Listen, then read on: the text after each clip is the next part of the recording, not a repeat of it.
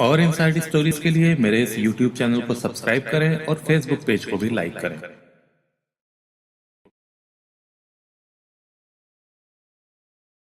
UP के अलीगढ़ का रहने वाला देवेंद्र शर्मा रोजी रोटी की तलाश में हरियाणा से फरीदाबाद आया था।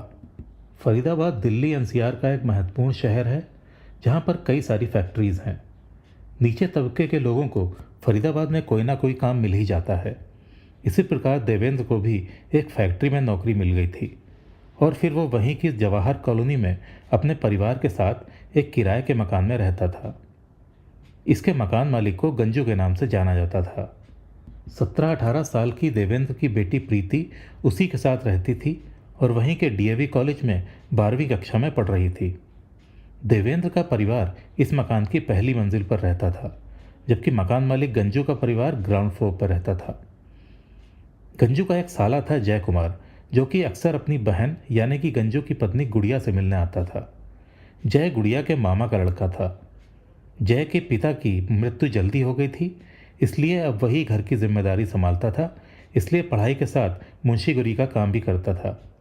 जय भी जवाहर कॉलोनी में अपनी माँ संध्या के साथ ही रहता था। बहन गुड़िया से अक्सर मिलने जुलने के चलते उसकी नज़र प्रीति पर पड़ी और उसको प्रीति अच्छी लगने लगी। धीरे धीरे जब जान पहचान बढ़ने लगी तो दोनों ही एक दूसरे को चाहने लगे। इन दोनों के बीच के लगाव की भनक जल्दी ही प्रीति की माँ रीना को लग गई और उन्होंने प्रीति को काफ़ी समझाया कि ज़माना ठीक नहीं है, इसलिए किसी बाहरी से मेलजोल मत रखो। प्रीति ने अपनी माँ की बातों को सुन तो लिया, मगर उसके बाद भी उसने जय के साथ अपने संबंधों को जारी रखा। आखिरकार प्रीति से परेशान होकर उसकी माँ ने यह सब कुछ प्रीति के पिता देवेंद्र को बता दिया। देवेंद्र ये सब जानने के बाद तिलमिला उठा और उसने अपने मकान मालिक गंजू को साफ शब्दों में यह बोला कि वो जय को कंट्रोल में रखे। गंजू ने भी कहा कि वो किसी को अपने घर आने से कैसे रोक सकता है। अच्छा ये होगा कि देवेंद्र खुद प्रीति को काबू में रखे। देवेंद्र को यह सुनकर बहुत गुस्सा आया, मगर वो कर भी क्या सकता था क्योंकि गंजू उसका मकान मालिक था। अब देवेंद्र जय को सबक सिखाना चाहता था और इसके लिए उसने जय को धमकाना शुरू कर दिया। वो जय को आए दिन धमकाता था कि वो प्रीति के आसपास न भटके, मगर वो जय और प्रीति को अलग नहीं कर सका। इसी बीच प्रीति के हाफ ईयरली एग्ज़ाम्स का समय आ गया, जो उसको अलीगढ़ उसके मामा के यहाँ से देने थे। एग्ज़ाम देने के बाद जब एक दिन प्रीति के मामा मामी एक शादी में चले गए तो घर में कोई भी नहीं होने के चलते जय प्रीति से मिलने आया। वो रात उन दोनों ने साथ में बिताई और ये भी भूल गए कि मामा मामी को वापस भी आना था। मामा मामी ने वापस आकर दरवाज़ा खटखटाया तो वो दोनों प्रीति और जय को देखकर सन्न रह गए। उनके ये पूछने पर कि ये लड़का कौन है, प्रीति ने बताया कि ये जय है, उसके फरीदाबाद वाले मकान मालिक का साला। प्रीति के मामा को कुछ शक सा हुआ कि ज़रूर इन दोनों के बीच कुछ हुआ होगा और इसी के चलते उसने जय के साथ मारपीट की और एक कमरे में बंद करके प्रीति के पिता देवेंद्र को फ़ोन करके सारा किस्सा सुनाया। देवेंद्र उस समय रुद्रपुर में था और उसने ये कहा कि जब तक वो अलीगढ़ ना पहुँचे जय को कहीं जाने मत देना। प्रीति ने भी मामा से बहुत मिन्नतें की कि वो जय को छोड़ दे, मगर उन्होंने एक नहीं सुनी। देवेंद्र पूरा मूड बनाकर अलीगढ़ पहुंचा था। उसने ये तय कर लिया था कि जय के साथ क्या करना है, इसलिए वो अपने साथ शराब की कुछ बोतलें लेकर आया था। अलीगढ़ प्रमोद मामा के घर पहुंचने से पहले दोनों ने मिलकर खूब शराब पी और शराब पीने के बाद दोनों ने वो कमरा खोला जिसमें जय बंद था। जय ने सबके सामने ये कहा कि वो प्रीति से प्यार करता है और शादी करना चाहता है। देवेंद्र ने उसको धमकाते हुए ये बोला कि ठीक है, तुमने जो गलती आज की है सो की, आगे से मत करना। देवेंद्र ने यह भी बोला कि वो उसको रेलवे स्टेशन छोड़ के आएगा, जिससे कि वो दिल्ली वापस जा सके। जय को लगा कि शायद देवेंद्र दोनों के रिश्ते को लेकर अब मान गया है, इसलिए वो देवेंद्र और प्रमोद के साथ चला गया। उस समय तक अंधेरा हो चुका था। देवेंद्र और प्रमोद पैदल ही जय को लेकर अपने एक जानने वाले शख्स विनोद के घर पहुंचे। देवेंद्र ने विनोद को बोला कि जय उसके एक दोस्त का बेटा है और फिर वहां बैठकर प्रमोद और देवेंद्र ने खूब शराब पी।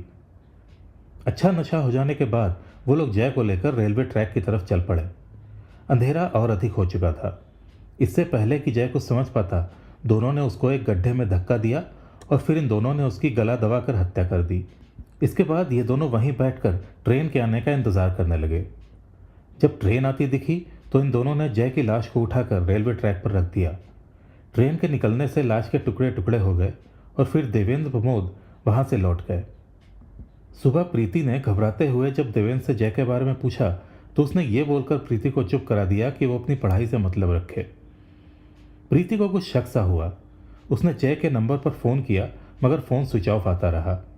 प्रीति बहुत डर गई थी और उसको शक हो गया था कि उसके पिता ने क्या किया है। दूसरी तरफ 2 दिन तक जय के घर से गायब रहने के बाद उसकी माँ गंजू के घर उसका पता करने गई तो गंजू ने बताया कि देवेंद्र भी घर पर नहीं है। उसने देवेंद्र को फ़ोन करके बताया कि जय 2 दिन से गायब है तो देवेंद्र के मुंह से ये निकल गया कि प्रीति भी 2 दिन से गायब है, लगता है वो जय के साथ भाग गई। इतना बोलने के बाद देवेंद्र को आगे का प्लान बनाना था जिससे कि किसी को उसके ऊपर शक न हो। उसने अपने एक पड़ोसी राकेश को भी ये बताया कि जय नाम का एक लड़का प्रीति को भगा कर ले गया है।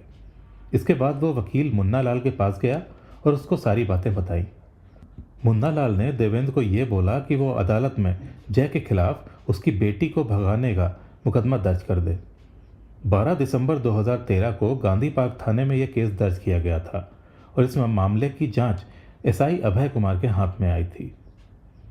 देवेंद्र के सामने अब अगला कदम था प्रीति को ठिकाने पर लगाना, जिससे कि सबको ये लगे कि सच में प्रीति जय के साथ भागी थी। देवेंद्र ने प्रीति को प्रमोद के ससुराल पहुंचाया और इस सब में प्रमोद को उसका साथ देना ही था क्योंकि वो उस पूरी वारदात में देवेंद्र के साथ बराबर का भागीदार था। प्रीति को प्रमोद की ससुराल पहुंचाने के बाद देवेंद्र प्रीति की शादी के लिए लड़का ढूंढने लगा और फिर उसने चोरी छुपे वृंदावन के राहुल से प्रीति की शादी करवा दी। प्रीति की यह शादी 27 फरवरी 2014 को हुई थी। देवेंद्र अब निश्चिंत था मगर वो हर महीने 15 दिन में एक बार थाने जाकर अपनी बेटी को ढूंढने की गुहार जरूर लगाता था। यही नहीं, वो जय के घर वालों को भी समय समय पर धमकाता था कि वो जय को बोले कि उसने जहाँ कहीं भी प्रीति को छिपा कर रखा है वहाँ से वापस ले आया वरना इसका अंजाम अच्छा नहीं होगा। मगर अभी भी कहीं ना कहीं देवेंद्र को इस बात का डर सताता था कि कहीं पुलिस के सामने यह रहस्य खुल ना जाए। अपनी इसी परेशानी को लेकर देवेंद्र एक बार फिर वकील मुन्ना लाल से मिला और उससे सलाह मांगी। इस समय तक प्रीति प्रेग्नेंट हो चुकी थी। मुन्ना लाल ने उसको ये सलाह दी कि पुलिस में जाकर ये बोले कि प्रीति वापस आ गई है और जय ने उसको प्रेग्नेंट करके 3 साल बाद मथुरा स्टेशन पर छोड़ दिया था। देवेंद्र के कहने पर प्रीति उसके साथ वापस घर आने को तैयार हो गई और देवेंद्र उसको लेकर आ गया। वकील ने जैसा कहा था उसी का पालन करते हुए देवेंद्र 1 सितंबर 2015 को प्रीति को एसएसपी के सामने ले गया और प्रीति ने भी उनके सामने वही सब कहा जैसा वकील ने उसको समझाया था। प्रीति उन लोगों की बात इसलिए मान रही थी क्योंकि उसको डर था कि अगर उसने ये सब बातें नहीं मानी तो वो लोग उसके और जय के बारे में उसके ससुराल में बता देंगे। इसके बाद प्रीति ने बच्चे को जन्म दे दिया और अदालत में भी वही कहानी दोहराई जो एसएसपी के सामने दोहराई थी। देवेंद्र जैसा चाह रहा था वैसा चल रहा था मगर जय की गुमशुदगी का केस अभी भी खुला हुआ था जिस पर 2016 में आए एसएसपी राजेश पांडे की नज़र पड़ गई। अपना पद संभालने के बाद उन्होंने बाकी पुलिस अधिकारियों के साथ एक मीटिंग की और उन केसेस की सभी फाइल्स निकलवाई जिनकी जांच अधूरी थी और केस बंद नहीं हो पाया था। ऐसे कई केसेस की फाइल्स उनके सामने आई मगर उनको एक मामला बेहद दिलचस्प लगा और ये मामला था प्रीति के किडनैप का जो कि दिसंबर 2013 में रजिस्टर हुआ था और तब से लेकर अब तक कुछ 10 थाना इंचार्ज ने इसकी तफ्तीश की थी मगर इस केस में अभी तक कोई भी सफलता हासिल नहीं हुई थी। राजेश पांडे ने यह केस सीओ अमित कुमार को पकड़ाया और फिर जांच फिर से करने को बोला। अमित कुमार को भी यह केस बहुत चौंकाने वाला लगा क्योंकि यह केस पिछले 3 साल से ओपन ही था। पुलिस ने इस जांच की शुरुआत फरीदाबाद से शुरू करने का तय किया क्योंकि प्रीति के किडनैप का आरोप जिस जय कुमार नाम के लड़के पर लगा था वो फरीदाबाद में रहता था मगर दिलचस्प बात यह थी कि प्रीति के साथ साथ जय भी गायब ही था। पुलिस ने जय की मां संध्या से बात की तो उन्होंने जय पर लगे सारे आरोपों से इनकार किया और ये कहा कि जय ऐसा हरगिज नहीं कर सकता और उनको खुद नहीं पता है कि पिछले 3 साल से जय कहाँ है। राजेश पांडे को शक हो रहा था कि यह मामला जैसा दिखता है वैसा है नहीं, इसलिए उन्होंने मामले की तह तक जाने का फैसला किया। जय की मां से बात करने के बाद पुलिस ने प्रीति के पिता देवेंद्र कुमार को भी पूछताछ के लिए बुलाया जिन्होंने 3 साल पहले प्रीति के गायब होने की वारदात पुलिस में दर्ज कराई थी और जय पर आरोप लगाया था। देवेंद्र शर्मा कुछ घबराया हुआ सा लग रहा था।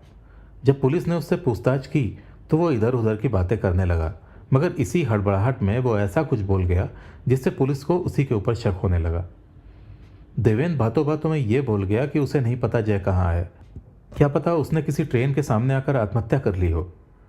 पुलिस के दिमाग में यह बात घर कर गई कि देवेंद्र ने ऐसा क्यों बोला, और इसके बाद उन्होंने जय के गायब होने के दिन से लेकर अगले 2-3 दिनों तक आसपास के रेलवे ट्रैक पर हुई घटनाओं का ब्यौरा निकलवाया तो उनको एक मामला ऐसा मिला जो 7 दिसंबर 2013 का थाना सासनी गेट का था। इसमें पुलिस को एक युवक की विक्षिप्त लाश रेलवे ट्रैक पर मिली थी। इसके बाद पुलिस ने इस लाश से जुड़े सभी साक्ष्यों को निकलवाया, जैसे कि उसके कपड़े, पर्स, लॉकेट वगैरह, और इनको संध्या और गुड़िया के सामने रखा तो उन्होंने ये कंफर्म कर दिया कि हाँ, ये सभी साक्ष्य जय से ही संबंधित हैं। और इसके बाद जब यही सारे सबूत पुलिस ने देवेंद्र के सामने रखे तो उसने भी अपना गुनाह कबूल कर लिया। देवेंद्र के साथ साथ पुलिस ने देवेंद्र के साले प्रमोद और प्रीति को भी अरेस्ट किया।